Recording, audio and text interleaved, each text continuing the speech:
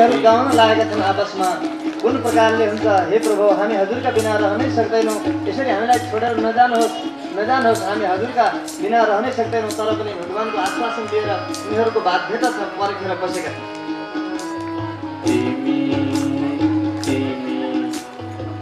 बन्धन गर्दछु भनेर यमुनाजीमा स्नान गर्नका निमित्त जानुभएको छ।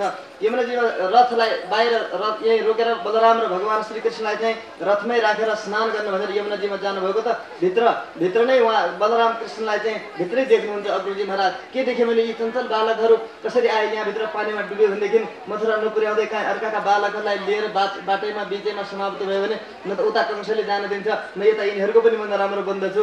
के भयो भनेर एकदम झस्किएर त्यहाँबाट जलबाट माथि उत्रेर हेर्नुहुन्छ, भगवान श्याम सुन्दर रथमै हाँसिराख्नु भएको छ। ओहो काका के देख्नुभयो आश्चर्य भन्दाखेरि फेरि डुबुल्की लगाउनुहुन्छ, भित्र अझ भगवानलाई देख्नुहुन्छ।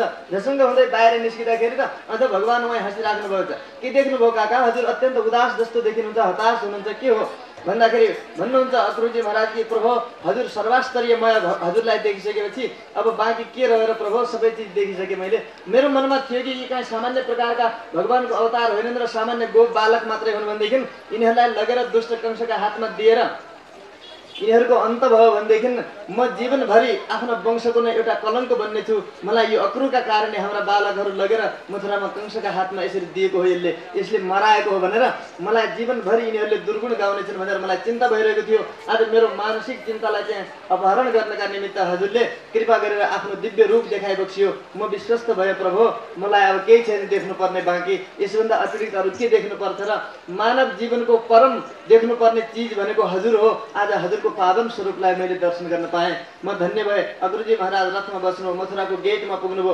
सन्ध्याकाल भइसकेको थियो। त्यस अवस्थामा भगवानले भन्नुभयो कि आज जान हुँदैन मथुरातिर, नन्द बाबाले पनि भन्नुभयो र मथुराको गेटभन्दा बाहिर नै बस्ने विचार गर्नुभयो। अग्रजी महाराजले मेरो घरमा सवारी होस् भन्दाखेरि पनि म आउँछु, दुष्ट कंसलाई नमारिकन अब म कसैको घरमा पनि जान्न, अक्रुजीलाई आश्वासन दिएर अक्रुजीलाई पठाउनुभयो। अक्रुजीले गएर दुष्ट कंसलाई निवेदन गरिदिएको छ कि महाराज मैले हजुरको कार्य पुरा गरिसकेको छु, कृष्ण बलराम आइसकेका छन् मथुरामा। अब त कंस अत्यन्त तयारीमा बसेको छ, यता नन्द बाबा आदिहरू मथुराको गेटमा बसेका छन्, सन्ध्याकाल छ, रात्रि हुने केही समय बाँकी रहेको हुनाले भगवान श्याम सुन्दर बाल मुकुन्दहरूका साथमा मथुरा नगरीको अवलोकन गर्ने इच्छा प्रकट गर्नुभयो।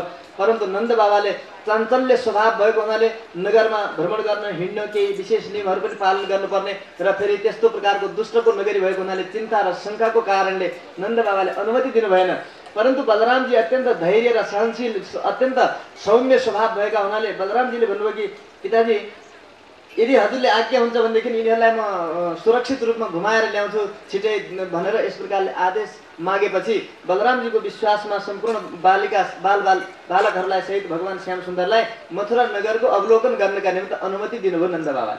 ल जाऊ छिटै जानु, नगरभित्र प्रवेश नगर्नु, थोरै अलिकति परसम्म यसो हेरेर आऊ है छिटै भनेर यस प्रकारले नन्द बाबाले बिदाई दिएपछि भगवानले मथुरा नगरीको दाहिने परिक्रमा गर्ने क्रममा सबभन्दा पहिले यमुनाजीमा प्रवेश गर्नुभयो। यमुनाजीको मार्ग हुँदै हुँदै विश्राम मार्गबाट विश्राम घाटतिरबाट हुँदै हुँदै यसरी जानुभएको छ। त्यहाँ जाँदाखेरि यसो देख्न लाग्नुभयो ग्वालवालहरू भगवान श्याम सुन्दरका साथीहरू कि मथुरा नगरमा बस्ने व्यक्तिहरूका पोसाकहरू वस्त्रहरू अलि राम्रा छन्, रमझम खालका छन्, बडा सुन्दर छन्। आफू चाहिँ गाउँबाट आएको हुनाले अलिकति भिन्नै किसिमको मैलो धैलो त्यस्तो वस्त्र पोसाकहरू भएको हुनाले आफूलाई अलिकति लज्जाको महसुस गरिरहेका भगवान श्याम सुन्दरले अनुभव गर्नुभयो। त्यस अवस्थामा भगवान श्याम सुन्दरसँग बालकहरूले याचना गरे कि अब कृष्ण अरू त सबै कुरा ठिकै थियो, हामीसँग वस्त्र अलिकति राम्रा भएनन् र लज्जा लागिरहेको छ। भगवानले त्यहाँ कंस आदिहरूका ती सम्पूर्ण राजाका राजसी पोसाकहरू धुँदै गरेको एउटा धोबीलाई देख्नुभयो। बगरभरि अनेक प्रकारका सुन्दर जरीहरू लगाइएका बढिया बढिया राजसी पोसाकहरूको धोन चलिरहेको छ। त्यो धुलाइमा चाहिँ उसले माग्यो, धोबी थियो त्यहाँनिर, धोबीलाई देखेर भन्नुभयो कि ओहो धेरै धेरै कपडा रहेछन् तपाईँसँग, बडा सुन्दर, एक दुई पोसाक हामी दुई चारजना छौँ, हामीलाई पनि एक पोसाक यसो दिनुहोस् न भन्दाखेरि त्यो धोबी त बडा दुष्ट थियो। बडा मधुर स्वरले भगवान श्याम सुन्दरले निवेदन गर्दा पनि त्यो दुष्टले के भन्यो भनेदेखि चुप लागा, तिमीहरू गाई चराउने गोठालाका छोराहरू चेष्टा यस्तो गर्दछौ होइन, आफ्नो औकात हेरेर पो काम गर्नुपर्छ, देखा थियो कहिले यस्ता वस्त्रहरू, यस्तो स्वप्न देख्दैछौ तिमीहरूले, चुप लागेर जाने भए जाऊ, नभए जे गर्न मामाले बोलाएको छ त्यो मैले गर्नु नपरोस् भनेर धम्की दिन लाग्यो। भगवान श्याम सुन्दरले सम्झिहाल्नुभयो कि ओहो यो त पहिलेको धोबी हो, पहिलेको भन्दाखेरि त्रेता युगको धोबी हो। त्रेता युगमा पनि भगवान श्री रामले माता जानकीलाई परित्याग गरेपछि एउटा धोबीले लिएर आएपछि लङ्काबाट एउटा सारा नगरमा मेरा प्रति प्रजाहरूले के गाउँदैछन्, कस्तो छ प्रजाहरूको भावना मेरा प्रति भनेर यसरी परीक्षण गर्न पठाउँदै लाउँदाखेरि एकजना त्यही धोबीले भनिरहेको थियो कि आफ्नो पत्नीलाई पिट्दै हप्काउँदै उसले भन्थ्यो कि ओहो म राम जस्तो पत्नीको लोभी थोरै हुँ, म त तँलाई यसो काट्दिन्छु के गर्छु भनेर हप्काउँदै थियो। त्यसो हुनाले अर्काले लगेको अर्काका घरमा बसेकी सीतालाई पनि लिएर आयो भनेर यस्तो अपगुण गाइरहेको थियो। भगवान श्याम सुन्दरले भगवान श्रीरामले त्यस अवस्थामा लोक निन्दालाई बचाउनका निमित्त लोक लज्जाका कारणले गर्दाखेरि माता जानकीको पनि परित्याग गर्नु पर्यो। त्यही धोबी थियो। त्यस अवस्थाको अहिलेसम्म पनि यसको स्वभावमा परिवर्तन भएको छैन। उस्तै प्रकारको दोष दृष्टि छ यसमा। त्यसो हुनाले यसलाई त दण्ड दिनुपर्छ। साना साना करकमलद्वारा भगवानले एक थप्पड त्यसलाई लगाउनु भएको थियो कनपट्टिमा। के थियो जादु परमात्माको त्यो करकमलमा, त्यसको टाउको नै उछिटिएर नदीमा डुबेर त्यो मरिहाल्यो। अब त ग्वालवालहरूले जस्ता जस्ता मन पर्दछन् छानेर राम्रा राम्रा जरी भएका सुन्दर बुट्टेदार वस्त्रहरू सबै चिजहरू आफ्नो आफ्नो शरीरमा लगाए। परन्तु ठुला ठुला पुरुषहरूले राजपुरुषहरूले लगाउने वस्त्र ती बालकहरूका लागि ठुला भए बाटैभरि झाडु लगाउँदै हिँडिरहेका थिए। ओहो त्यो देखेर एउटा दर्जीले बाटामा देख्यो कति सुन्दरी बालकहरू वस्त्र पहिरिनका निमित्त कति यिनीहरूका मनमा चाहिँ एउटा हौसला छ, कति खुसी छ। त्यसो हुनाले यिनीहरूको यो वस्त्रलाई काटछाँट गरेर राम्रा ठिक्क मिलाउँदा बनाउन पाए कस्तो हुन्थ्यो भन्ने एकदम आफै भाव जागृत भयो।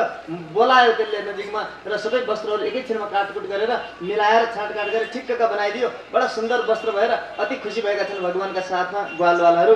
र अलि अगाडि पुगेपछि ब्रजवासीहरूको एउटा नियम कस्तो छ भनेदेखि सबैले प्रतिदिन भगवानको आराधना गरेर भगवानलाई माला निवेदन गरेर प्रसादका रूपमा एक माला जरुर पहिरिएर हिँड्दछन्। पोशाक त बडा राम्रो भयो कृष्ण, परन्तु माला छैन भन्दै उनीहरू मालाको निमित्त याचना गर्न लागे।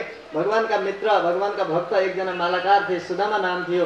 उनले पनि भगवानका ती अत्यन्त सुन्दर वस्त्र पहिरिएर जाँदै गरेका भगवानका साथमा आज ग्वालवालहरू छन्, सबै भक्तहरू छन्।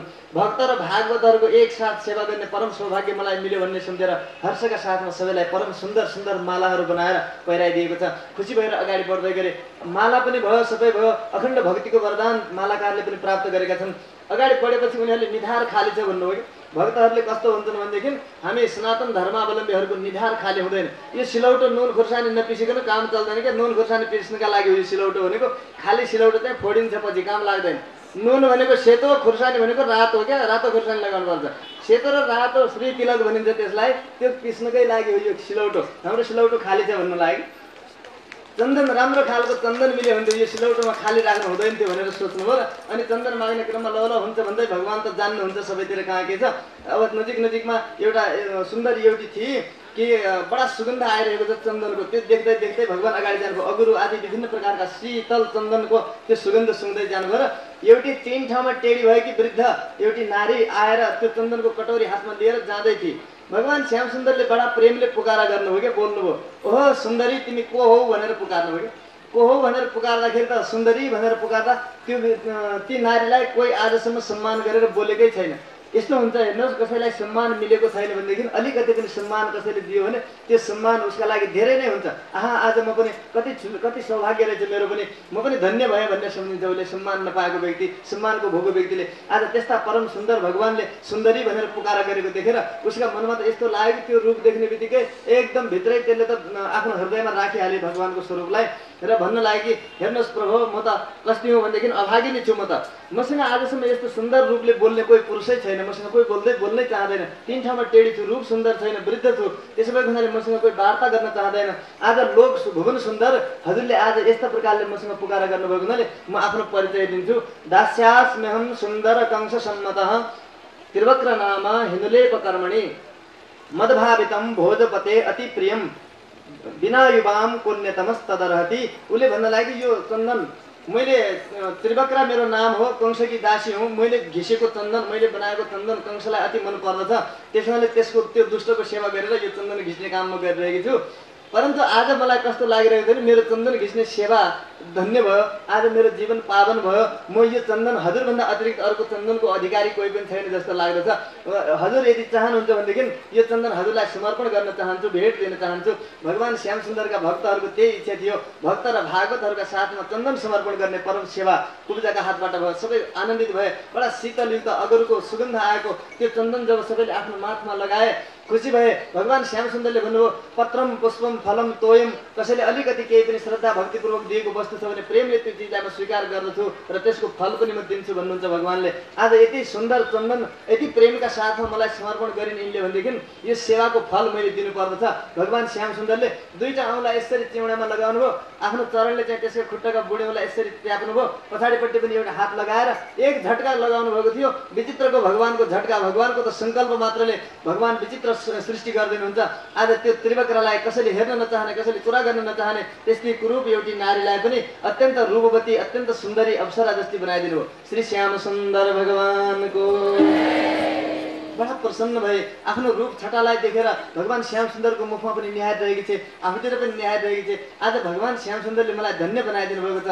भगवान श्याम सुन्दरको सेवा गर्न पाए हुन्थ्यो, भगवान श्याम सुन्दरको कृपा प्राप्त हुन्थ्यो भनेर भगवानको दोपट्टा पक्रिँदै प्रभु घरमा जाउँ न, घरमा गएर म हजुरको सेवा गर्न चाहन्छु भनेर भगवान श्याम सुन्दरसँग याचना गर्न लागि। भगवानले भन्नुभयो मैले दुष्ट कंसको विनाश गर्न छ, बाँकी छ, त्यसैले म आउँछु, चिन्ता नमान भनेर आशीर्वाद दिएर आश्वासन दिएर भगवान अगाडि बढ्नुभयो। जाँदै जाँदै मथुरा नगरीको अवलोकन गर्दै गर्दै भगवान आज जहाँ दुष्ट कंसको मृत्युको कारण स्वरूप धनुष राखिएको छ त्यस धनुष राखेको ठाउँमा पुग्नु भएको छ। धनुषका रक्षक पहरेदारहरू पनि वरिपरि सबै थिए।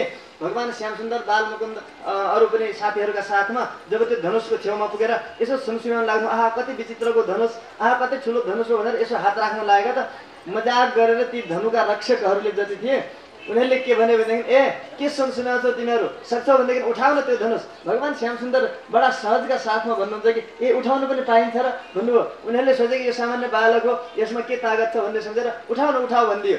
उनीहरूले उठाउ भन्ने बित्तिकै त भगवानले उनीहरूको आज्ञा पाउने बित्तिकै कति छिटो त्यो धनुषलाई उठाउनु भएछ, कति छिटो डोरी चढाउनु खोज्दाखेरि त त्यो धनुष त विचित्र रूपमा भङ्ग भएर सारा ब्रह्मलोक पर्यन्तको भयङ्कर आवाज गरेर धनुष यस प्रकारले भङ्ग गरिदिनु। श्री कृष्णचन्द्र भगवानको धनुष भङ्ग भएको आवाज सुनेर आफ्नो आसनमा बसेको कंस पनि घबराहटका साथमा एकपल्ट त जमिनमा लडेछ। के भयो भन्दै आफ्ना पहरेदारहरू खोज्दै थियो। बाँकी अब ये पक्ड पक्ड भनेर ती पहरेदारहरू धनुषका जो थिए खोज्दै थिए। तिनै धनुषको टुक्राले कति मारिए कति पछारिए। भगवान श्याम सुन्दर चुपचापसँग फर्केर जहाँ नन्द बाबा हुनुहुन्थ्यो मथुराको गेटभन्दा बाहिर आइपुग्नु। नन्द बाबाका मनमा अत्यन्त चिन्ता भइरहेको थियो। त्यो भयङ्कर आवाजलाई सुनेर देख्यौ सुन्यौ तिमीहरू कहाँ कहाँ गयो, एउटा विशाल आवाज आएको थियो सुन्यौ तिमीहरूले भन्दाखेरि पिताजी सुनेका त थियौँ, हामी त्यतातिर गएनौँ भनिदिनु भयो। त्यतातिर हामी गएनौँ, ठुलो आवाज आएको थियो भन्नु। भोलिपल्ट उज्यालो भयो, अब जानुपर्ने भयो सभामा। भगवान श्याम सुन्दर बलरामजीका साथमा एक्लै जाँदै हुनुहुन्छ सभामा। 10,000 हात्तीको बल भएको कुबलेयापीठ हात्तीलाई मदिरा पिलाएर उन्मत्त बनाएर बीच बाटोमा राखिएको छ। माउतीले पनि त्यसै प्रकारले मदिरा पिएको छ। त्यो भगवान श्याम सुन्दर जब गेटबाट प्रवेश गर्नुहुन्छ त्यसलाई कुल्चाएर मार्ने उद्देश्यले त्यहाँ राखिएको छ। भगवान श्याम सुन्दर गोप सखाहरूका साथमा बलरामजीका साथमा मल्ल रङ्गमञ्चमा प्रवेश गर्दै हुनुहुन्छ। भगवान श्याम सुन्दर एक्लै हुनुहुन्छ, परन्तु त्यस सभामा भएका व्यक्तिहरूको आफ्नो आफ्नो प्रकारको संस्कार भएको हुनाले अलग अलग रूपमा भगवान श्याम सुन्दरको दर्शन गरिरहेका छन्। त्यस सभामा भएका मल्लहरूले भगवान श्याम सुन्दरलाई कस्तो रूपमा देख्दैछन् भनेदेखि कति कोमल अङ्ग भएका भगवानलाई पनि उनीहरूले आहा वज्रको जस्तो शरीर भएको हाम्रो पनि यो शासक हो, यसलाई जित्नु त मुस्किल छ, यो त कति महान छ कति भयङ्कर छ भनेर मल्लहरूले वज्रको शरीर बनेको यस प्रकारले भगवानलाई देख्दैछन्। र स्त्रीहरूले सुन्दर मूर्तिमान कामदेवका रूपमा देखिरहेका छन्। गोपीहरूले चाहिँ हाम्रा साथी हुन्, हाम्रा कुलका हुन् भनेर यस प्रकारले देखिरहेका छन्। त्यस्तै प्रकारले राजाहरूले आफ्नो पनि शासक, हामी त राजा भनाउँदा मात्रै हौँ, वास्तवमा हामीहरूमाथि पनि शासन गर्ने त यिनै हुन् भन्ने रूपमा देखेका छन्। हेर्नुहोस् दृष्टि फरक छ, सोचाइ फरक छ, विचार फरक छन्। भगवान एक्लै हुनुहुन्छ, एकै भगवानलाई आफ्ना दृष्टिद्वारा अलग अलग रूपमा देखेका छन्। एउटै वस्तुलाई पनि मान्छेहरूले आफ्नो दृष्टि र स्वभाव अनुसार अलग अलग देखेका हुन्छन्। र पिताहरूले चाहिँ हाम्रो सानो नानी हो बालक हो भनेर देखेका छन्। र भोजपति कंसले पनि भगवान श्याम सुन्दर आउँदै गरेको देखेपछि आहा मेरो काल आयो, मेरो मृत्यु हो भनेर काल रूपमा भगवानलाई देखिरहेको छ। त्यस्तै प्रकारले जो अज्ञानीहरू छन् उनीहरूले विराट रूपमा भगवानको दर्शन गरिरहेका छन्। परम तत्त्वका रूपमा योगीजनहरूले देखिरहेका छन्। र यसै प्रकारले वृष्णिहरूले आफ्नो परम देवता, आफ्नो इष्ट देवता, कुल देवताका रूपमा देखिरहेका छन्। अग्रजका साथमा रङ्गमञ्चमा प्रवेश गर्दै गर्नुभएका भगवानलाई दर्शन गर्ने दर्शकहरूले आफ्नो स्वभाव अनुसार परमात्मा श्याम सुन्दरको अलग अलग रूपमा मीमांसा गरिरहेका छन्। भगवान श्याम सुन्दर मल्ल रङ्गमञ्चको गेटमा पुग्नुभयो। कुबलेयापीठ हात्तीलाई हटाउनका निमित्त जब त्यो माउतीलाई भन्नु खोज्नुभयो, बिस्तारै बोल्नु खोज्दै हुनुहुन्थ्यो, परन्तु भगवानले सम्झिनुभयो कि यो मथुराका व्यक्तिहरूको स्वभाव कडा छ, यिनीहरूसँग बिस्तारै बोलेर काम चल्दैन। पशुनाम लगुडो यथा भनिन्छ क्या, कुनै पशुले खेतमा गहुँ धान बाली चर्दैछ भने त्यस अवस्थामा ए पशु तैँले त घाँस खाए पनि हुन्छ, तैँले त अरू अरू चिज खाए पनि हुन्छ, यो धान बाली त हाम्रा निमित्त हो, मान्छेहरूले खाने हो, यो त नखान भाइ नखा पर जा भनेर त्यसलाई हात जोड्यो भनेदेखि त्यो मान्छ र मान्दैन। त्यसलाई त लट्ठी चाहिन्छ, जब लट्ठी हातमा लिएर त्यसलाई पिट्नु खोज्यो अनि मात्रै त्यो आफ्नो खान छोडेर भाग्दछ। त्यस्तै प्रकारले दुर्जनहरूका निमित्त पनि लट्ठी चाहिन्छ कि बल चाहिन्छ। यो सबै यी दुर्जनहरूसँग मधुर भाषण गरेर काम चल्दो रहेछ भनेर भगवानले आफ्नो भाषामा परिवर्तन गर्नुभएन। स्थान अनुसार व्यक्तिको स्वभाव अनुसार व्यक्तिको भाषा बन्दछ। आज भगवानले कठोर भाषामा भन्नुभयो। यद्यपि भगवानको दर्शन मात्र गरेर प्राण अन्त गर्न पाएका व्यक्तिहरूको मुक्ति हुन्छ, तर पनि भगवान आफ्नो हातले आज जसलाई मृत्यु गर्दै हुनुहुन्छ, जसको प्राण अन्त गर्दै हुनुहुन्छ, उसलाई भगवान के भन्दै हुनुहुन्छ भनेदेखि ए कुबलया पिट ए माउते, यो हात्तीलाई हटाएर बाटो छोड्छस् कि तँलाई यो हात्तीसहित नयामी यम साधनम यमलोकमा पुर्याइदिउँ कि तँलाई छोड्छस् भनेर कठोर वचन बोल्नु। तर मदिराले उन्मत्त भएको त्यो माउतीले हात्ती हटाउने त कहाँ हो, जुन जता भगवान हुनुहुन्छ त्यतैतिर हात्तीलाई प्रेरित गरेर कुल्चाउनका निमित्त तत्पर भयो। भगवान श्याम सुन्दरले भन्नु अब चाहिँ भएन भनेर बलरामजी महाराजले चाहिँ यसरी सुँड पक्रिनु भयो, भगवानले पुच्छर पक्रिनु भयो, एकले अगाडि तानेको छ एकले पछाडि तानेको छ। त्यो हात्तीको त दुर्दशा भइहाल्यो। अगाडि र पछाडि घिसार्दा घिसार्दै 10,000 हात्तीको बल भएको कुबलयापीठ हात्तीलाई बङ्लङ्ग जमिनमा पछारेर भगवान श्याम सुन्दरले त्यसको प्राण अन्त गरिदिनु भयो।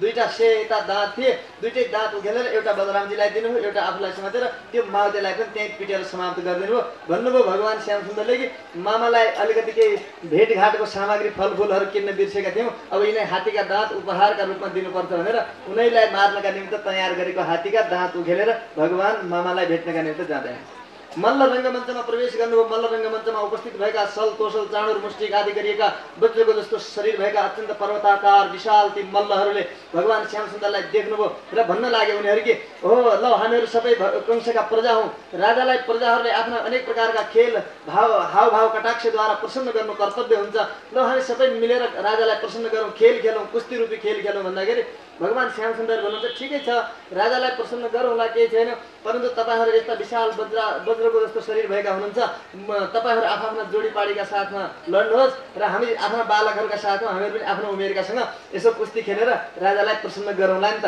भन्दाखेरि ती दुष्टहरू थिए, उनीहरूले त त्यस्तै रूपमा विकराल आफ्नो कालका रूपमा देखिरहेका थिए। के भन्छन् भनेदेखि होइन होइन आफूलाई बालक भन्दैछौ तिमीहरूले, 10,000 हात्तीको बल भएको त्यो कुबलयापीठ हात्तीलाई अगाडि र पछाडि घिसार्दा घिसार्दै अहिले एकैछिनमा मारेको हामीले देखिरहेका छौँ, तिमीहरू आफूलाई बालक भन्छौ? होइन, तिमीहरू बालक होइन, न बाल न किशोरस्तम बलस्त बलिनाम्बर, बलिएका पनि बलिया तिमीहरू न बालक हो न किशोर हो। तिमीहरूले अहिले खेलै खेलमा त्यस्तो हात्तीलाई मार्यो भनेदेखि अब तिमीहरूले भाग्न पाउँदैनौ, लड्नु पर्दछ।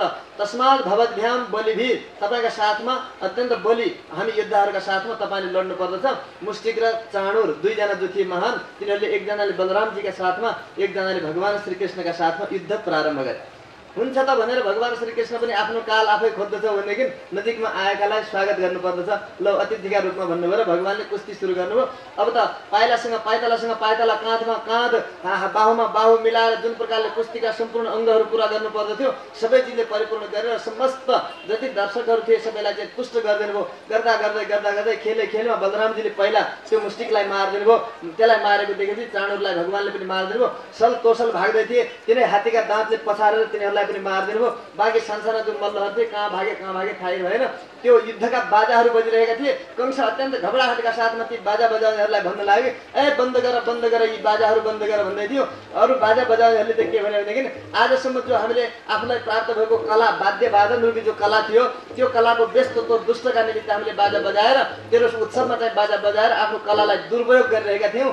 आज परम सौभाग्य हामीलाई प्राप्त भएको छ, बल्ल बाजा बजाउने दिन आयो। सत्यको विजय जुन दिन हुन्छ त्यस दिन नै बाजा बजाउनु पर्दछ। अब त कहाँ छोड्छौँ, झन् जोरले बाजा बजाउन लागेका छन्। कंस अत्यन्त घबराइरहेको छ। भगवान श्याम सुन्दरले बिजुलीको जस्तो चम्केर कतिखेर पुग्नुभयो थाहै पाएनन् कसैले पनि। 33 सिडी माथि बसेको थियो, त्यो रङ्गमञ्चको माथि 33 सिडी माथि अग्लो बनाएर आसनमा बसेको थियो। भगवान तुरन्त त्यहाँ पुग्नुभयो र एकाएक त्यसको चुल्ठो पक्रेको मात्रै त्यसलाई थाहा भयो।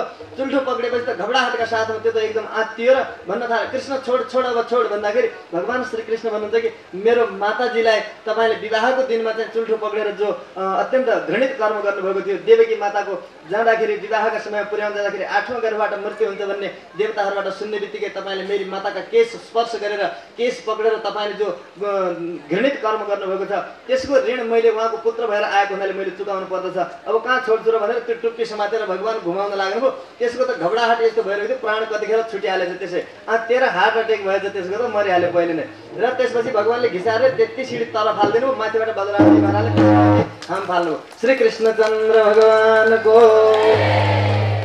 सबभन्दा पहिले यसरी कंसलाई समाप्त गरेर भगवान श्याम सुन्दर जेलभित्र प्रवेश गर्नुभयो, जहाँ पिता माताहरूलाई बन्द गरेर राखेको थियो। दुष्ट कंसले यस्तो प्रकारको षड्यन्त्र गरेको थियो कि देवकी र वसुदेवजीलाई रङ्गमञ्चमा ती मल्लहरूका साथमा युद्ध भइरहेका बेलामा जेल घरबाट ठिक्क देखिने ठाउँमा मल्ल रङ्गमञ्च बनाएको थियो। उसको यस्तो घृणित स्वभाव थियो, उसको यस्तो निन्दनीय स्वभाव थियो कि उसले चाहन्थ्यो कि वसुदेव देवकीले यस प्रकारले मेरो काललाई लुकाएको हुनाले आज तिनीहरूले हेरुन् र मेरा यी बलिया बलिया मल्लहरूद्वारा कुटिएर पिटिएर मारेको तिनीहरूले देखुन् र त्यसको बदला म अहिले चुकाउने छु भन्ने त्यस्तो भाव राखेको थियो। परन्तु जसले अर्काका प्रति अनिष्टको भावना राख्दछ त्यसैको अनिष्ट हुन्छ सबभन्दा पहिले। त्यसमाले अर्काको निमित्त कहिल्यै पनि अमङ्गल सोच्नु हुँदैन। यदि हामी अर्काका लागि अमङ्गल सोच्दछौँ भनेदेखि त्यो अमङ्गल पहिला आफ्ना निमित्त फल्दछ र त्यस पछाडि उसका निमित्त त फल्छ वा फल्दैन त्यो भगवानको हातमा छ, त्यो अर्काले हामीले सोचेर हुँदैन।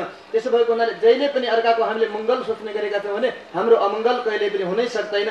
यस प्रकारको भाव भगवानले देखाउनु हो। भगवान पहिले जेल घरमा जानुभयो, पिता मातालाई वन्दना गर्नुभयो, हतकडी लागेको थियो, पिता मातालाई जेलबाट मुक्त गरिदिनु भयो। आफ्ना पितामह उग्रसेनजी महाराजलाई पनि जेलमा बन्द गरेर दुष्ट कंसले बिचैमा उहाँको राज्य अपहरण गरेर आफू राजा बनेको थियो, उहाँको पनि हतकडी निकालेर प्रार्थना गर्नुभयो, पितामह यो राज्य हजुरको हो, अब हजुर राजगद्दीमा राज भइबक्सियोस् भनेर।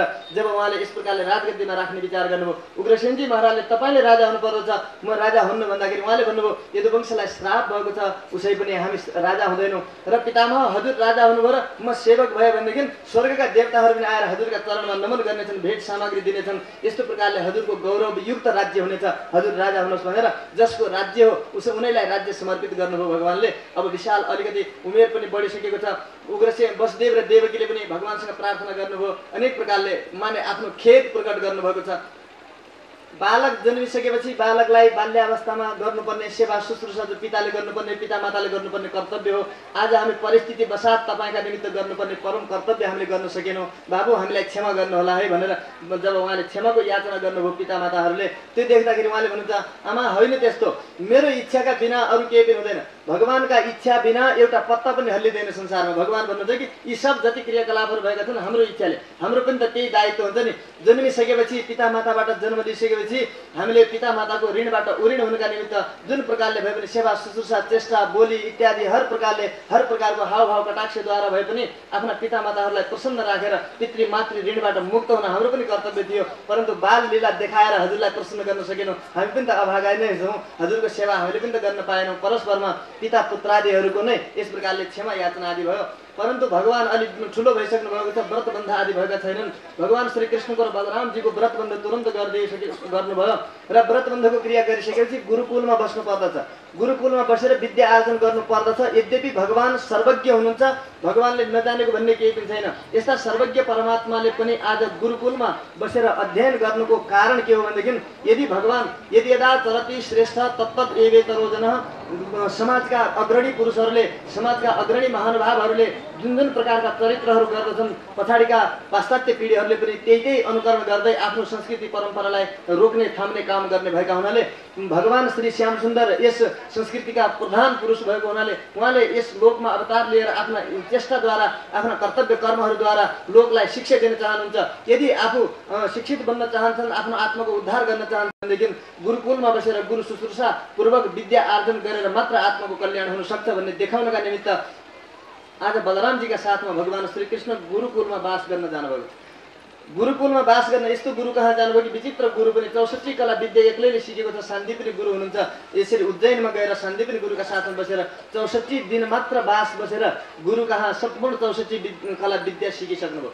64 कला विद्या सिकिसकेर गुरु दक्षिणाका रूपमा के दिनु पर्दछ, गुरुबाट विदाय हुनका निमित्त स्नातक भइसकेपछि जब उहाँले आज्ञा माग्नुभयो गुरुसँग, गुरुले प्रत्यक्ष रूपमा चिनिसकेको हुनाले गुरुले भन्नु भएन केही पनि, परन्तु मलाई त केही चाहिएको छैन, तपाईँ जस्ता शिष्य प्राप्त गरिसकेपछि मैले दिएको जो ज्ञान छ त्यसलाई लोकमा प्रचार गर्नु, यसभन्दा ठुलो अर्को केही पनि होइन।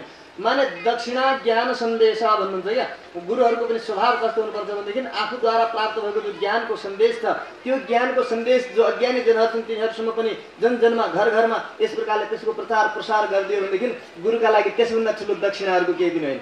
हामीले गुरुबाट के सुन्यौँ के सिक्यौँ र उत्तम उत्तम कुराहरू जे हामीले प्राप्त गरेका छौँ अनुकरणीय कुराहरू जीवनका लागि परम आवश्यक कुराहरू जे हामीले ग्रहण गऱ्यौँ ती कुराहरूको नै प्रचार प्रसार गरिदिएर गुरुको ज्ञानलाई सर्वत्र विपुल रूपमा फैलाइदिएको छ भने त्यो नै गुरुका लागि सबभन्दा ठुलो दक्षिणा हो। त्यसभन्दा अरू केही छैन। परन्तु तैपनि तिम्रो गुरुआमालाई सोध के चाहिएको छ भनेदेखि भनेर गुरुआमातिर पठाइदिनु भयो। गुरुआमालाई साष्टाङ्ग वन्दना गरेर भगवान श्याम सुन्दरले निवेदन गर्नुभयो, आमा हामी अब बिदा हुन चाहेका छौँ, गुरु दक्षिणाका रूपमा केही हजुरको इच्छा छ अभिलाषा छ भनेदेखि आज्ञा होस् भन्दाखेरि माताले भन्नुभयो कि आजदेखि भन्दा 7 वर्ष पहिले हाम्रो एउटै मात्रै बालक थियो, सूर्य ग्रहणको समय आएको थियो। त्यस अवस्थामा हामी समुद्रमा स्नान गर्न गएका थियौँ, त्यो समुद्रमा डुबेर हाम्रो बालक मरेको छ, एउटै छोरो त्यही पनि समुद्रमा डुबेर मरेको छ 7 वर्ष पहिला। गुरु दक्षिणाका रूपमा त्यही बालक जिउँदो बनाएर ल्याइदिनुहोस् ल अनि जानुहोस् भनेर गुरुआमाले माग्नुभयो। ल हेर्नुहोस्, सामान्य यदि बालक थियो सामान्य शिष्य थियो भनेदेखि के 7 वर्ष पहिले मरेकालाई जीवित गरेर ल्याउन सक्थ्यो त कति ठुलो दक्षिणा माग्नुभयो। यस्तो यस्तो दक्षिणा माग्नुभयो गुरुआमाले। ल हुन्छ त भनेर बलरामजीका साथमा भगवानले समुद्रमा प्रवेश गर्नुभयो।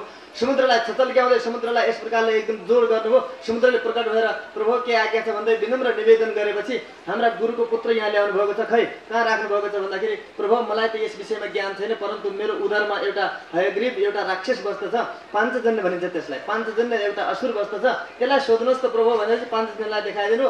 त्योसँग गएर त्यसलाई समाप्त गरेर यसो हेर्नुभएको त आगतो मथुरामपुरीम लोक कल्याणका निमित्त साक्षात् क्षीर समुद्रमा शयन गर्ने भगवान नाग शय्यामा शयन गर्ने जो साक्षात् नारायण भगवान हुनुहुन्छ उहाँ नै कृष्ण रूपमा यसरी प्रकट हुनुभएको भनेर यसरी आचार्यहरूले उद्घोष गर्नुभएको छ।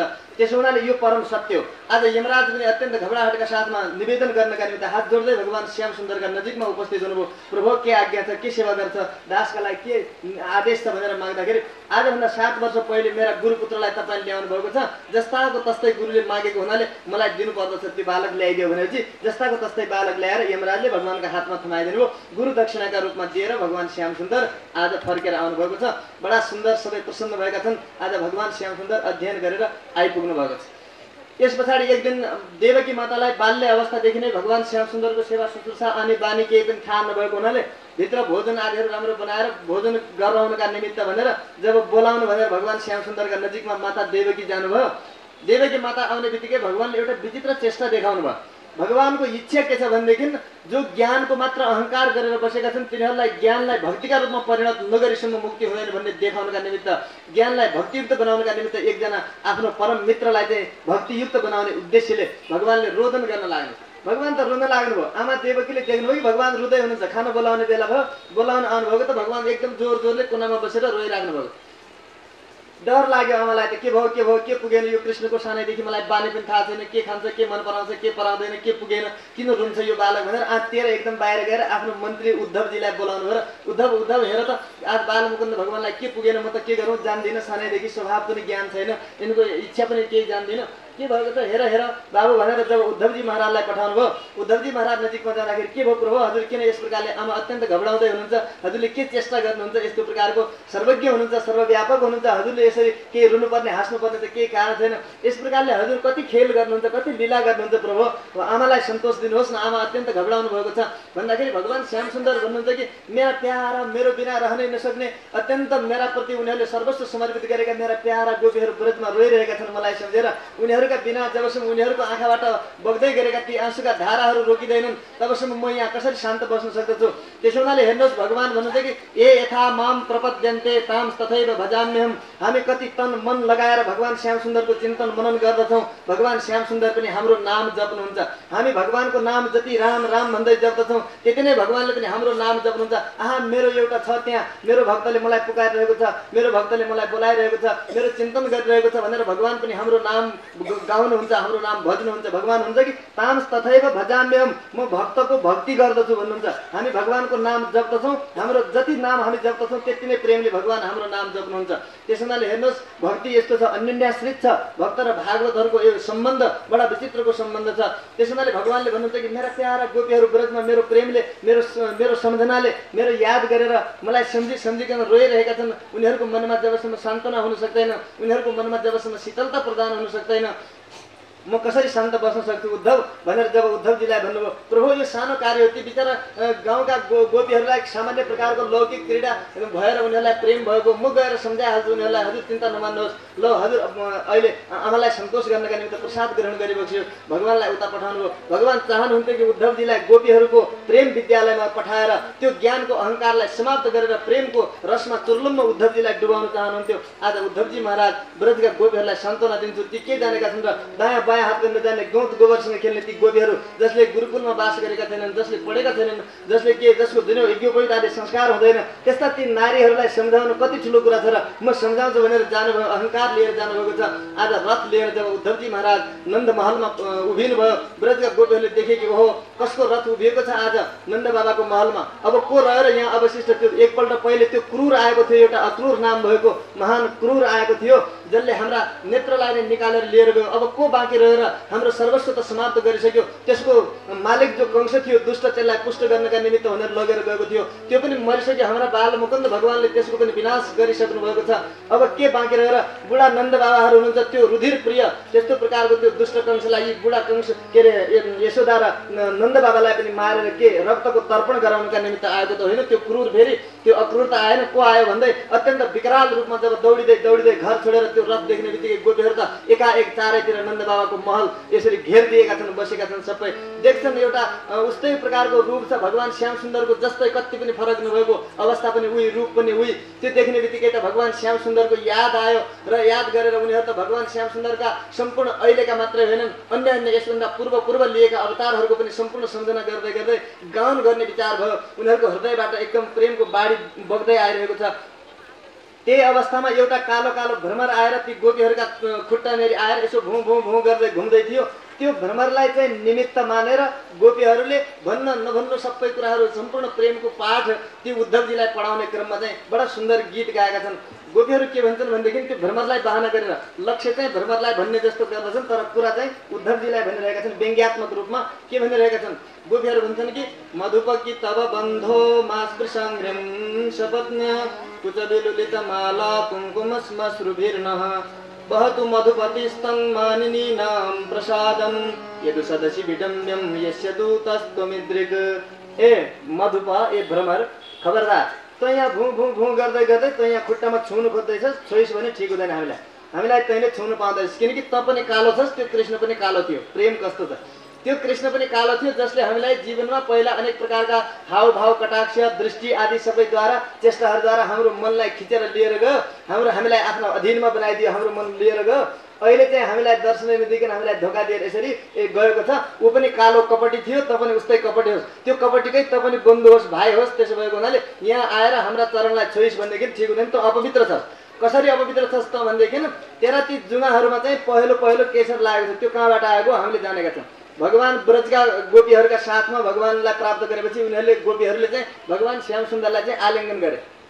गोपीहरूले माला पहिरिएका थिए, गोपीहरूले माला पहिरेका थिए। त्यो गोपीहरूको जो वक्षस्थलमा अङ्गराग थियो, त्यो अङ्गराग चाहिँ भगवानका अङ्गमा सर्यो। आलिङ्गन गर्दाखेरि अङ्गराग उनीहरूको वक्षस्थलमा छ। त्यो सुगन्धलाई तैँले फुलको सुगन्ध लिनका निमित्त त्यहाँ बसिस् र अनि त्यो बस्दाखेरि तेरो जुगामा त्यो पहेँलो सरेको चाहिँ दूत भनेर यहाँ आएको छस्। आउनु हुँदैन, तैँले यहाँ छुनु पाउँदैन हामीलाई। र दोस्रो कुरा के हो भनेदेखि दिवी भूमिचा रसायन एकपल्ट चाहिँ कस्तो हो भनेदेखि एक अतृप्त हुँदै अलिकति कसैले केही खानेकुरा मिठोभन्दा मिठो चिज भोकाएको व्यक्तिलाई चाहिँ एकै गाँस मात्रै दिएर लौ जा अब घर जा भयो दिन्न भनेपछि त्यसलाई कस्तो तल लाग्दछ होइन। कि त दिँदै नदिएपछि हुन्छ, कि त अगाउँजेले खान दिएपछि बल्ल हुन्छ होइन।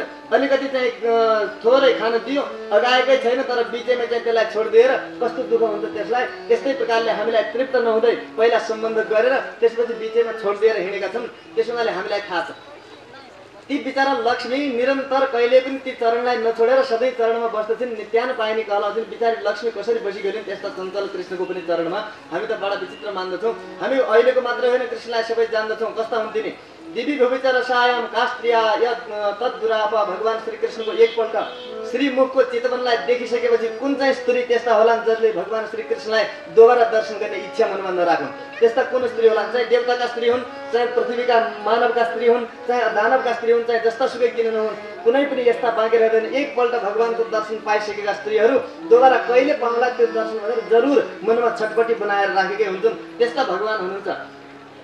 र उनीहरू कस्ता कपटी हुन् भन्ने कुरा हामी जान्दछौँ। पहिले हेर्नु कस्तो रूप बनायो भनेदेखि एकपल्ट ती सीताले के बिगारेकी थिइन्।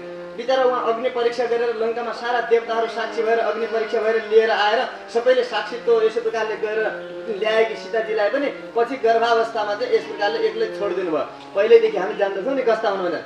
त्यो बलिले के बिगारेको थियो, बलिका यज्ञशालामा जानुभयो र 3 पाउ मात्र पृथ्वी चाहियो मलाई त भन्नुभयो र 3 पाउ पृथ्वी माग्ने पाहुनाले त्यसको सर्वस्व हरण गर्नुभयो। त्यतिले पनि भएन र अझ वरुण पाशमा बाँधेर तिनलाई पनि राखिदिनु भयो। यस प्रकारका चाहिँ के हुन्, चरणमा शिर राखेर अथवा पाताल लोकमा पुर्याइदिनु भयो, सुतल लोकमा पुर्याइदिनु। त्यो 7 रुखका भित्र लुकेर एउटाको पक्षमा लागेर अनि एउटा बाणले चाहिँ त्यो बालीलाई पनि त्यसै गरी मारिदिनु भयो। त्यस्तो प्रकारको छ। यस्तो यस्ता हामी पूर्वका अवतार अर्थात् गोपीहरूको मनमा कस्तो छ भनेदेखि के अरे उद्धवजी महाराज तपाईँ त भगवान नित्य हुनुहुन्छ, भगवानका लागि नत्वत समस्त भेदिका बुद्धन्यो माने समूहम सर्वभूतेषु नमे द्वेष्यस्ति करिचित भन्नेवाला हुनुहुन्छ। भगवानका लागि कोही आफ्नो पनि छैन, पराय पनि छैन, कोही मित्र पनि छैन, कसैका लागि रुनु पनि छैन, हाँस्नु पनि छैन। यस्ता भगवानका लागि तिमीहरू किन रुन्छौ, किन कराउँछौ भन्ने हामीलाई सिकाउनु खोज्दै हुनुहुन्छ। परन्तु हामी भगवानलाई उहाँबाट पहिल्यैदेखि पृथ्वीमा अवतार गराउने प्रार्थना गर्नेवाला हामीहरू नै हो। गोपीहरूले त्यस्तो आफ्नो परिचय दिँदैछन्। हामीले भगवानलाई पहिल्यैदेखि जान्दछौँ, अनादिकालदेखि जान्दछौँ। त्यो पाठ पढाउनु पर्दैन। परन्तु ज्ञानले मात्रै जानेर मात्रै भगवानलाई प्राप्त गर्न सकिँदैन। त्यो ज्ञानलाई भगवानका चरणमा यसरी प्रेम गर्नुपर्दछ। प्रेमले मात्रै भगवानलाई प्राप्त गर्न सकिन्छ, अन्यथा हुँदैन भनेर त्यो प्रेमको पाठ पढाइदिनु भयो। एकदम उद्धवजी महाराज त आश्चर्यचकित हुनुभयो, केही बोल्नै सक्नु भएन। मानव एउटा चित्र लेखेको जस्तो भएर उभिराख्नुभयो तिनीहरूका अगाडि। ओहो यो यसमा पूर्णार्थ, वास्तवमा म त तिमीहरूलाई पढाउला लेखाउला केही नजानेका यिनीहरू गमार गोपीहरू भन्ने सम्झेको थिएँ।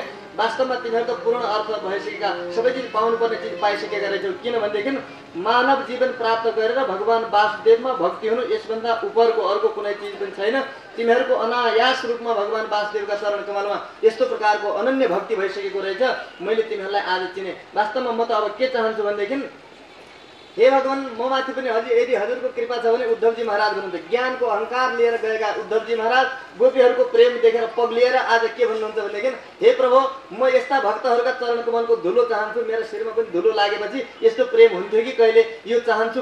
यिनीहरू हिँड्ने बाटोका छेउछाउको एउटा झार बुटो बनाइदिनुहोस्। उनीहरूले स्वतः स्वीकार गरेर मलाई नदिए पनि उनीहरू त्यो बाटोमा हिँड्दछन्, त्यसका छेउछाउमा सानो बुटो भएर मेरो जन्म भएको छ, झारपात भएर मेरो जन्म भएको छ भने तिनीहरूका चरणबाट उडेको धुलो मेरा शिरमा पर्नेछ र अनि त्यसबाट यस्तो प्रेम मेरा हृदयमा पनि जाग्नेछ जसले मेरो जीवन पनि धन्य हुनेछ। प्रभु म यो चाहन्छु भनेर उल्टै प्रार्थना पो गर्न लाग्नुभयो। उद्धवजी पढेर पारङ्गत भएर आउनुभयो, फर्केर सबै कुराहरू भगवान श्याम सुन्दरलाई सुनाइदिनु भयो। भगवान पनि आज प्रसन्न हुनुभयो कि उद्धवजीमा जो ज्ञानको मात्र अहङ्कार थियो त्यो ज्ञानको अहङ्कार चूर्ण भएर ज्ञानलाई भक्तिमा परिणत गरेर आउनुभएको छ।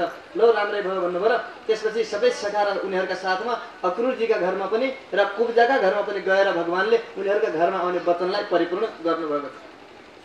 र अक्रुरजी महाराजलाई अब भगवानले यतातिरका सम्पूर्ण जो दुर्जनहरू थिए तिनीहरूको विनाश गरिसकेको छ। भगवानको दृष्टि अब कौरवतिर पुगेको छ। त्यसो हुनाले जाऊ अक्रुरजी मेरा प्यारा पाण्डवहरू कहाँ छन् तिनीहरूलाई चाहिँ अब तिमीहरूले हेरेर आऊ, खबर बुझेर आऊ भन्नुभयो। भगवान पाण्डवहरूका प्रति कति प्रेम गर्नुहुन्छ। एकपल्ट भगवान जानुभयो हस्तिनापुरमा। हस्तिनापुरमा जाँदाखेरि सोध्दै जानुभयो क्या भगवान, सोध्दै जानुभयो। सोध्दै जाँदाखेरि यो घर कसको हो भन्दाखेरि श्रीमान युधिष्ठिरजी के अरे धृतराष्ट्रजी महाराजको हो यो घर। अर्को घर कसको भन्दा दुर्योधनजी महाराजको। यो घर कसको? श्री भीष्म पितामहको। यो घर कसको भन्दाखेरि श्री द्रोणाचार्यजी महाराजको, यो कृपाचार्यजी महाराजको। सबैले त्यसरी घर बताउँदै गए। बताउँदै जाँदाखेरि सबैले यो फलानुको भनेपछि एउटा घर अर्को पनि देख्नु, एउटा सानो कुटिया छ, झोपडी छ। त्यो घरमा गएर यो घर कसको हो भनेर सोद्धाखेरि एउटी महिला भित्रबाट निस्किँदा प्रभु यो घर हजुरको, ए मेरो घर त यो रहेछ। भगवान त्यही भित्र प्रवेश गर्नुभयो र त्यहीँ चाहिँ अब भोजन आदिहरू सबै चिज खानुभयो। त्यसपछि राजसभामा पाण्डवहरूको खबर के थियो लिएर जानुभयो। त्यहाँ सभामा जाँदाखेरि दुर्योधनले त्यस अवस्थामा भगवान आउँदै हुनुहुन्छ भनेर भगवानलाई खुसी बनाएर भस्म गर्नका निमित्त 84 व्यञ्जन बनाएर भगवानको स्वागतको तयारी गरेको थियो। भगवान वहाँ गएर त्यो झोपडीमा गएर खाएर आएको थाहा पाएपछि के भन्छ उसले, ओहो प्रभु हजुरले आज नगर्नुभयो। भीष्मद्रोणौ अतिक्रम्य मामचैव मधुसूदन कथम तम पुण्डरीकाक्ष कृतम वृषल भोजनम भनेर यस प्रकारले उसले पुकार गर्नुभयो। भीष्म पितामहलाई त्यागिदिनु भयो, हजुरले द्रोणाचार्यजीलाई त्यागिदिनु भयो, यस्ता आचार्यहरूलाई त्यागिदिनु भयो, म यस्तो राजा महाराजालाई पनि तपाईँले त्यागिदिनु भयो र एउटा त्यो दुष्ट चण्डालको घरमा के अरे विदुरका घरमा गएर तपाईँले अन्न खानुभयो। यो किन खानुभयो त भन्दाखेरि हेर्नुहोस् महाराज यो खाने पिउने कुराको विषयमा कस्तो हुन्छ भनेदेखि खानका लागि त्यसैका घरमा खाइन्छ जहाँ प्रेम छ। जसले द्वेष गर्दछ द्वेष गर्नेका घरको अन्न कहिले पनि खानु हुँदैन। ईर्ष्या डाहा वैमनस्य मन अशुद्ध भएका व्यक्तिको अन्न खानु हुँदैन। त्यसो हुनाले तिमीहरूले के गर्छौ भनेदेखि पाण्डवहरूका साथमा द्रोह गर्छौ। पाण्डवान दिशसे राजन मम प्राणाहि पाण्डवा, भगवानको वचन कस्तो छ, तिमीहरूले पाण्डवका साथमा द्रोह गर्दछौ। ती पाण्डव भनेका के हुन् भनेदेखि मेरा प्राण हुन्, 5 पाण्डवहरू 5 प्राण मेरा हुन्। त्यसो हुनाले ती मेरा प्राणसँग तिमीहरूले द्रोह गर्दछौ, विरोध गर्दछौ, अनि त्यस्ता विरोधीको अन्न मैले कसरी खान सक्दछु? तिम्रो 84 व्यञ्जन भन्दा बरु केलाकै छिल्का मलाई प्यारा लाग्दछन्, मैले त्यही खाएँ भन्नु हो। र भगवान त्यस्तो हुनुहुन्छ। भगवानलाई धन चाहिँदैन, भगवानलाई रूप चाहिँदैन, भगवानलाई बल चाहिँदैन, भगवानलाई विद्या चाहिँदैन, भगवानलाई कुनै प्रकारको अरू चिज मान सम्मान इत्यादि केही चाहिँदैन। भगवानलाई चाहिने भनेको केवल प्रेम हो। भगवान कस्तो विचित्र हुनुहुन्छ। भगवान आफूले कर्तव्य गरेर देखाउनुहुन्छ, सिकाउनुहुन्छ। भगवानको नाम के छ भनेदेखि अमानी मानदो मान्य, सम्पूर्ण लोकले मान्नै पर्ने मान्य हुनुहुन्छ, सर्वमान्य भगवान हुनुहुन्छ। तर सर्वमान्य भएर पनि कस्तो हुनुहुन्छ भनेदेखि अमानी, आफू चाहिँ मान चाहनुहुन्न। के गर्नुहुन्छ त भन्दाखेरि मानदह, मान अर्कालाई दिनुहुन्छ। माने सर्वमान्य व्यक्ति भए पनि त्यो सर्वमान्य व्यक्तिले आफूले मान नचाहेर अर्कालाई मान दिइरहन्छ भनेदेखि त्यो नै महानता हो। त्यसो हुनाले भगवान अत्यन्त सुशील हुनुहुन्छ क्या। महान भएर पनि मन्दहरूका साथमा, हामी जस्ता नीच यो संसार रूपी समुद्रमा डुबिरहेका प्राणीहरूका साथमा पनि कति पनि थाहा नपाउने यिनीहरूले पनि म पनि गोप जातिकै हुँ, तिमीहरू जस्तै हुँ भनेर उनीहरूका साथमा घुलेर मिलेर बस्दाखेरि कति पनि यो ठुलो हो भन्ने भानै नदिने, यस्ता प्रकारले मिलेर बस्न सक्ने भगवानको स्वभाव छ। गोपीहरूका उसमा बस्दाखेरि भगवान कसरी बस्नुहुन्छ? गोपीहरूले कहिलेकाहीँ माखन मिश्रीको लोभमा भगवानको त्यो रूप सुन्दरता, रूप माधुर्यता, हाँसो आदि भगवानको ती चेष्टाहरूलाई दर्शन गर्ने अभिलाषाले कहिलेकाहीँ भगवानलाई बोलाएर के भन्छन् भने कृष्ण ल यो गोबर हाम्रो यहाँबाट उहाँ फाल्देऊ, कति टोकरी गोबर फाल्छौ तिमीले पर लगेर, अनि त्यति टोकरी अनुसारको त्यति घाँस चाहिँ माखन खुवाउने भनेर त्यस प्रकारले भगवानले आउँदै गरेको, जाँदै गरेको, हिँडेको, बोलेको त्यो चेष्टालाई चाहिँ हेर्ने लालच भएर गोपीहरूले त्यस्तो काम लगाउँछन् भगवानलाई। तर भगवान त्यत्रो महान वैकुण्ठाधिपति परमात्मा भएर पनि आज गोपीहरूको कामनालाई, इच्छालाई पुरा गर्नका निमित्त हुन्छ भन्नुहुन्छ। तर हिसाब किताब कसरी गर्छौ भने तिमीहरूले मैले कति टोकरी फाले भन्ने हिसाब के गर्छौ भन्दाखेरि जति टोकरी फालेर आयो एक टोकरी फालेको बदलामा एउटा टिका गोबरको लगाइदिने, फेरि अर्को फालेर आयो भने एउटा टिका अर्को लगाइदिने, गर्दै गर्दै त्यसै गरी फाल्दै गर, अनि जति टिका हुन्छन् अनि त्यसपछि गनेर त्यति घाँस माखन खुवाउने भनेर यस प्रकारले काम लगाउँछन् गोपीहरूले। त्यो काम लगाउनुको तात्पर्य उनीहरूले काम गर्न नसकेर पनि होइन, आफू काम गर्नका अल्छीले पनि होइन, भगवानले त्यो टोकरी उठाएको, भगवानले उठाएर हिँड्दै गरेको, आउँदै गरेको त्यो सुन्दरताको दर्शन गर्न प्रेम छ क्या अति नै भगवानको। त्यसैले कसै गरी पनि भगवानको दर्शन त होस्, मिलिराखोस् कहिले पनि हाम्रा यी नेत्रबाट, भगवान एक क्षणका लागि पनि पर नभइदिनुहोस् भन्ने त्यस्तो पावन भावना छ। त्यसो हुनाले उनीहरूले त्यस्तो गरेका छन्। भगवानले ती टोकरी फाल्दा फाल्दै गोबरका टिका लगाउने चलन छ, लगाउँदै लगाउँदै गोबर मुखभरि गोबर भयो। ल अब म थाकिसकेँ, मलाई कति टिका भयो, यति माखन खुवाइदियो भनेर भगवानले चाहिँ टिका गर्न लगाउँदाखेरि आफै गनेर बताऊ कृष्ण हामी त जान्दैनौँ भनेर ऐना देखाइदिन्छ त मुखभरि पुरै गोबरै गोबर भयो। अब यहाँ पनि टिका सबैतिर टिका लगाउँदा लगाउँदै गोबरै गोबर त एकै थोप्रो छ। अब के खुवाउने त तपाईँले हिसाब किताब गर्न सक्नु भएन। अब हामी त माखन दिँदैनौँ भन्छौँ र कहिलेकाहीँ त्यसरी पनि के गर्नु हुँदो रहेछ, भगवानको रिसाएको, भगवानले अलिकति खेद प्रकट गरेको यस्तो स्वभावलाई पनि हेर्न चाहन्छन्। यस्तो प्रेम छ गोपीहरूको भनेपछि आज भगवान आफ्ना प्यारा पाण्डवहरूको प्रति यसरी दर्शन गर्नका निमित्त, कौरवहरूको खबर बुझ्नका निमित्त अक्रुजीलाई पठाउँदै हुनुहुन्छ। एउटा सानो सङ्गीत फेरि सुनौँ त्यसपछि